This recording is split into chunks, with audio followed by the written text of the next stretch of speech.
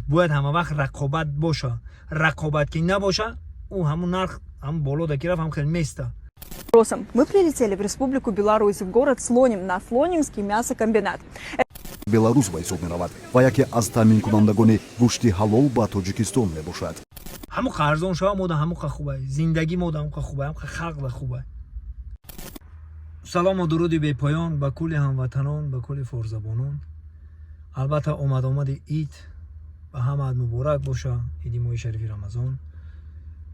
бозорҳо, нарху навоҳо, мега он чи ки аён аст, ҳоҷат ба баён нест. албатта ки ҳамон мусулмонем. хай дига хутон дида истодаем. ба гуфтани ма хума шумрӯ кардан қатъи намешаве кор. пешвои миллатмон ҳам шинидем чӣ гуфт, ина муллоҳоро ҳам шинидем чӣ гуфт. гуфт яхе тиҷораткоромон касал шидагиан гуфт, як касалай гуфт. хай бисёритон гӯш кардем. ман намехоҳам ки бо такрор кунам ва намехоҳам ки бинимам битахом, некем ки бо бетарафам бада наметонам. бетараф истодан наметонам бародаро. ва дар ин коро бояд мардам бетараф набошанд. ҳамин зиндагии ҳаррӯзаи мо ай. ва як гапи дига мегӯям ки ризқи ҳеҷ кара ҳеҷ кас хӯрдан наметона. та ая кас гирифтӣ, бо ая кас меоянам хай та мегира мерава. ин ҳами ай ризқи ки мара худо додага ҳеҷ ка ризқи мара хӯрда наметона. ризқе ки ӯ да худо додай ман ҳеҷ вақт ризқи ӯро хӯрда наметонам.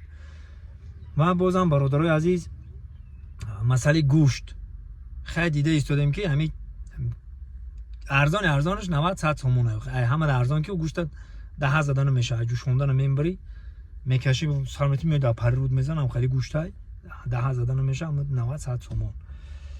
хоб ина бародарои мо, ина аввал бестен тамошо кунем. ина тамошо кунем. мо омадем ба комбинати гӯшти Слоними, яъне ҷумҳурии Беларусия ва имрӯзҳо гӯшти гови беларусӣ дар душанбе ба фурӯш гузошта шудааст ва саволҳо ҳам бениҳоят зиёд аст. оё ин гӯшт ҳалол аст ё на? мо омадем то ба чашмони худ бубинем ва ба шумо нишон бидиҳем. комбинати гӯшти Слоним яке аз бузургтарин корхонаҳои коркарди гӯшт дар Беларус ба ҳисоб меравад ва яке аз таъминкунандагони гӯшти ҳалол ба Тоҷикистон мебошад.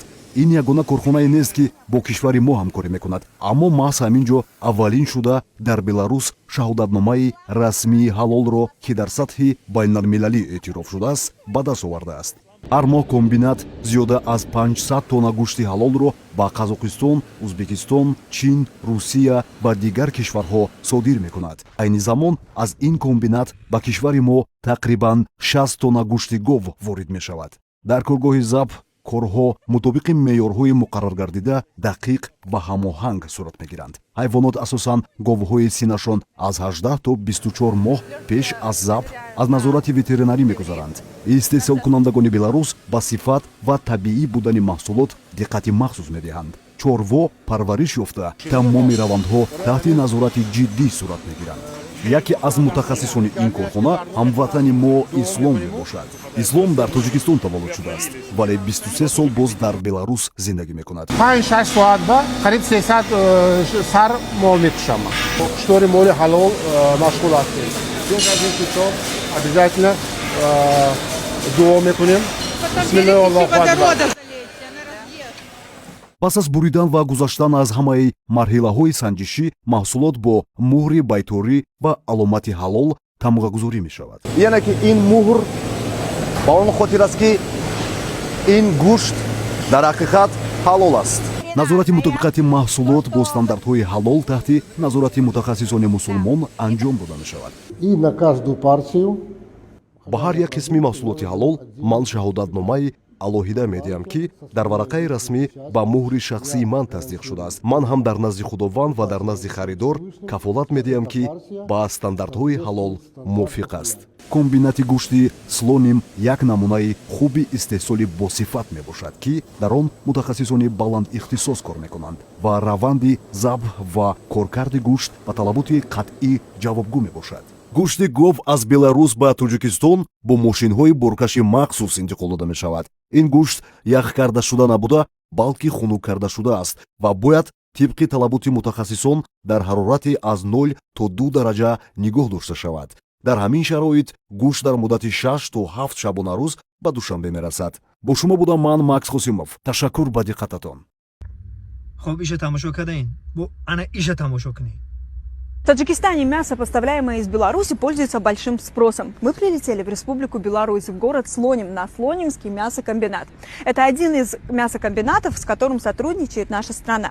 Мы прилетели сюда, чтобы своими глазами увидеть, как же производится в Беларуси халяльное мясо. Увидим сами и покажем вам. Слонимский мясокомбинат – один из крупнейших в Беларуси по переработке говядины и поставщик халяльного мяса в Таджикистан. Здесь одними из первых в стране получили международный сертификат «Халяль». Ежемесячно предприятие отгружает более 500 тонн халяльного мяса в разные страны, в том числе 60 тонн в Таджикистан. Работа здесь идет строго по регламенту. Животные, в основном быки возрастом от 18 до 24 месяцев, перед забоем проходят ветеринарный контроль. Скот выращивают без гормонов, а переработка проходит под строгим надзором. Среди специалистов есть и наш соотечественник Ислом. Он родился в Таджикистане и вот уже 23 года живет в Беларуси. Мясник с 18-летним стажем, 8 из которых он работает на этом комбинате. Ислом забивает около 300 голов в день, соблюдая халяльные стандарты. За 5-6 часов я забиваю почти 300 голов говядины. На каждую голову обязательно читаю дуа. Бисмиллах, Аллаху Акбар. Чтение молитвы перед забоем – это обязательное условие. Только после этого мясник делает точный надрез, перерезая строго определенные артерии. خب تماشا کردیم. خلاصمون رو میبروریم برادرای عزیز. این یکم جای وای نیست. باید همه وقت رقابت باشه. رقابت که نباشه او همون نرخ هم بالا دکی رفت هم خیلی میسته. با ما دعا میگیم که ای دیگه جا بیارن که 50 سوم بکنن.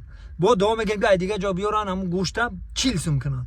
همون قرضون شما مود همون خوبه. زندگی مود همون خوبه. همون خلق خوبه.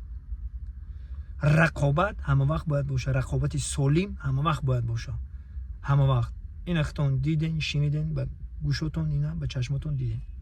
ما اساسات بلاگرها آدمای خودمون رو امینای روان کردیم که تو ببینیم و در نزد شما به سر بلند نمیخوای گپ زنیم که اینا در حقیقت همین گوشت حلاله و اینا میخوره میخوره. باقی سربلند خانواده باشین. خداوند یار و مددگار همه ما و شما. یک بار دیگر عید ماه شریف رمضان مبارک. خدا نگهبان مردم سربلند تاجیک.